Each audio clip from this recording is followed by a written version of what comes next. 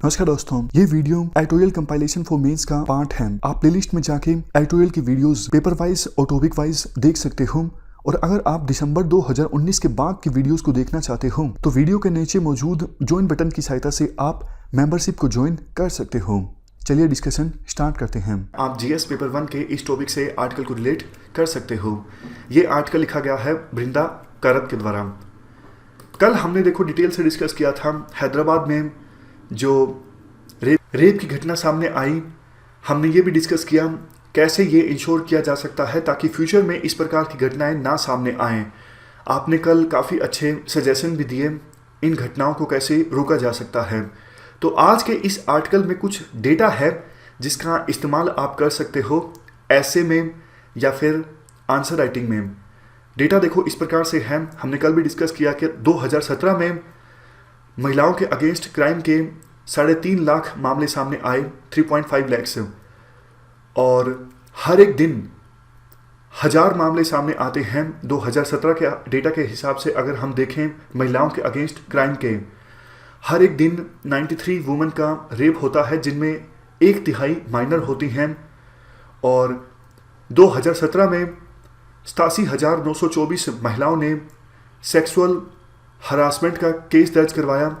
Average निकलती है एक दिन में 241, और हर एक दिन एवरेज तौर पर 28 महिलाओं को जिंदा जला दिया जाता है। इन केसेस में डाउरी डेथ का केस रजिस्टर होता है। तो ये जो डेटा काफ़ी ज़्यादा अनफॉर्चुनेट और दुखद है, इस डेटा का इस्तेमाल आप कर सकते हो। वैसे देखो कुछ और डेटा भी है। नेशनल फैमिली हेल्थ सर्वे 4 के डेटा के अनुसार 1/3 मैरिड महिलाएं ऐसी हैं जिनको फिजिकल और सेक्सुअल वायलेंस का सामना करना पड़ता है, और उनमें से सिर्फ 1.5% ऐसी हैं जो पुलिस के पास जाती हैं हेल्प के लिए। और देखो ये तो वो केसेस हैं जिनकी रिपोर्टिंग होती है, न जाने कितने केस ऐसे हैं जिनकी रिपोर्टिंग होती भी नहीं है। इसके बाद देखो आर्टिकल में ये बोला जाता है जब भी इस प्रकार के केस सामने आते हैं तो ये मांग कर दी जाती है कि कानून को और ज़्यादा सख्त बनाया जाए या फिर सज़ा को बढ़ा दिया जाए। लेकिन जो अभी फ़िलहाल कानून हैं उनका इफ़ेक्टिव इम्प्लीमेंटेशन हो, पॉलिटिकल विल अगर हो, तो देखो कानून को सख्त और ज़्यादा सख्त करने की आवश्यकता है ही नहीं। अभी डेथ पेनल्टी का प्रावधान है, लेकिन दिक्कत है पेंडेंसी ऑफ केसेस की। जल्दी से केसेस का निपटारा होता नहीं। रेप से संबंधित ज़्यादातर जो केस हैं वो लंबे समय के लिए पेंडिंग रहते हैं।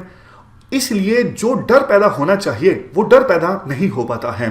सरकार कहती है आप हमें सॉल्यूशन दीजिए, हम उन सॉल्यूशंस को इंप्लीमेंट करने के लिए तैयार हैं। लेकिन देखो निर्भया केस के बाद जो जेएस वर्मा कमेटी गठित की गई थी उनके द्वारा काफ़ी सजेशंस दिए गए। सिविल सोसाइटी के ग्रुप्स काफ़ी बार बहुत अच्छे सजेशन देते हैं।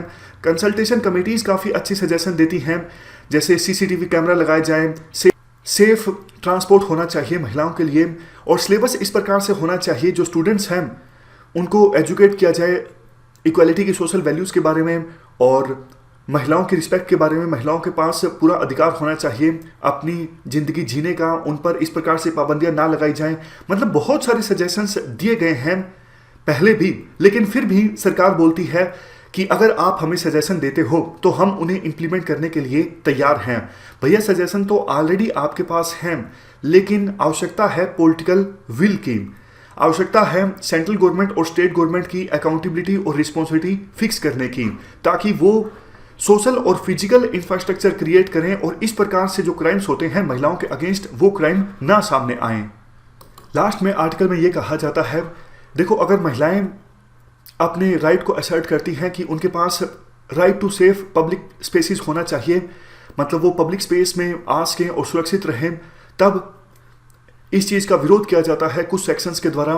खास करके देखो दलित और आदिवासी जो महिलाएं हैं या फिर गरीब महिलाएं जो मोस्ट अनसेफ कंडीशंस में काम करती हैं उन पर काफ़ी ज़्यादा अत्याचार होता है। कास्ट हायरार्की में या फिर क्लास हायरार्की में उनके साथ काफ़ी डिस्क्रिमिनेशन होता है, वो वल्नरेबल रहती हैं। और इसीलिए ये जो स्ट्रगल है सेक्सुअल वायलेंस के अगेंस्ट, वो स्ट्रगल है उन पॉलिसीज़ के अगेंस्ट, उस कल्चर के अगेंस्ट जो महिलाओं को सशक्त होने से रोकती हैं। इस डिस्कशन में फिलहाल इतना ही है। Thank you very much for discussion.